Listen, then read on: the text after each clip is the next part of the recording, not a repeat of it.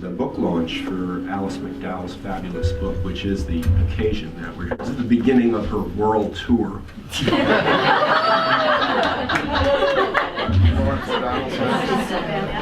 My name is Peter Fortunato. I was a founding board member of Light on the Hill, and I have been on the board more or less continuously, except for when I was living overseas over the past 25 years.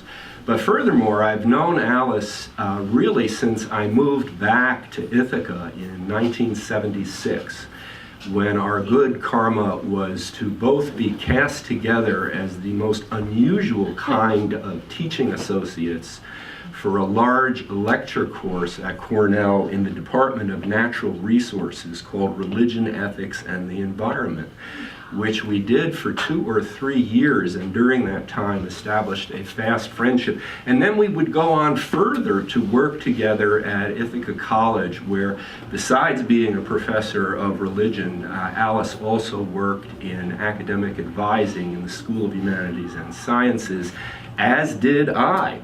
And indeed, she and I literally shared a desk, which is something, I would never do with my own wife, but Alice and I managed to bring it off at Ithaca College. So Alice has had a remarkable journey in her life. Do you know she started out as a mathematician as an undergrad? Maybe you know that. And that accounts for a lot of her quantitative wisdom, how sharp she is with numbers and mathematics in general. She also went on, of course, to get a doctorate in religion, and she did some fascinating research. One of the nice things about the book is it starts out with a little bit of a personal account of her story, her path. And my hunch is that many of you who are here today and future readers will be, like Alice, people on a spiritual path. The book approaches that idea and discusses it, but it goes further than that, because it talks about various dimensions of personal and psychological growth that don't easily fit into such categories as spirituality or psychology. The book grew out of many years of work in the Hidden Treasure program. In a sense, it's field notes that were assimilated and digested, that were edited, that became practically a teaching curriculum for the ongoing Hidden Treasure program. So it's been field tested, as it were. There are many things in here for the individual. There are many ways to adapt the book for use in groups, whether it's a Hidden Treasure group or not. I can't recommend it highly enough, and I recommend my dear friend Alice from the bottom of my heart. Here she is. Yeah, it's great to see everybody. This is an exciting moment. I've always wanted to write a book, and finally did. I always thought that I would write a book on mysticism or spirituality or something like that, and I kept asking the guidance, is it time to write?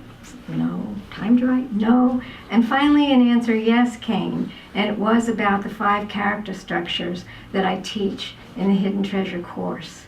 So that's what I set out to do. So many people's lives were changed as a result of learning about these character structures. And the idea here is that your biography can affect your biology. That certain wounds or that happened to you when you were a child have an effect on the etheric field and the shape of your body in most cases. Every author finds bumps along the road. And that was true with me as well. At the end of the second year in Hidden Treasure, students have to write a paper on 2 of the 5 defense structures or character structures. And I thought in writing this book it would be good to get excerpts from them to bring home the ideas, because there's nothing like a good story to help you remember what the characteristics are. My writing coach agreed, but when she read it, she said, it needs more color, more drama than this. So I said, oh, great. And she suggested somebody who's a ghost writer.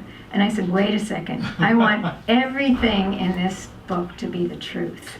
And I want it to come from the student. So we devised a plan where she would look at what they've written and then ask questions. She helped to set the scene and give color. And it was all from that student. I love the stories.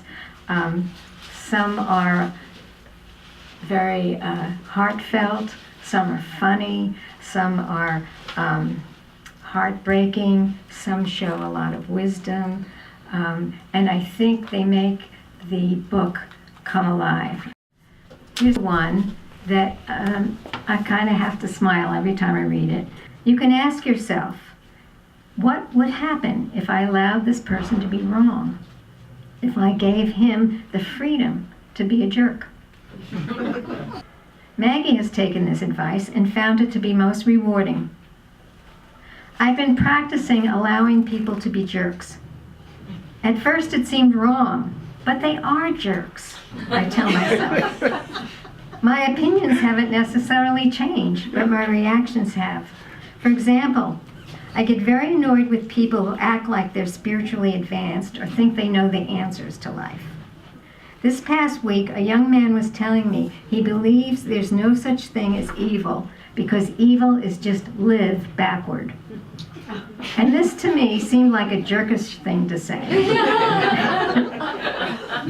He was acting like it was some big insight to hang your hat on, but I was not impressed.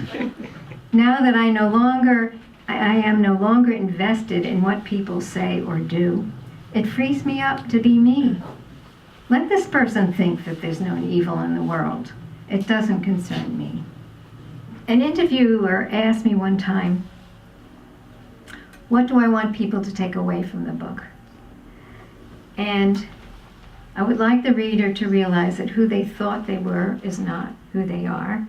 I'd like to believe them to believe that their behaviors are actually annoying to others. And they'd live a happier life if they didn't engage in these behaviors. Okay? And that there's a way out. Okay? And then hopefully, in realizing who you're not, you'll realize who you really are, which is the hidden treasure.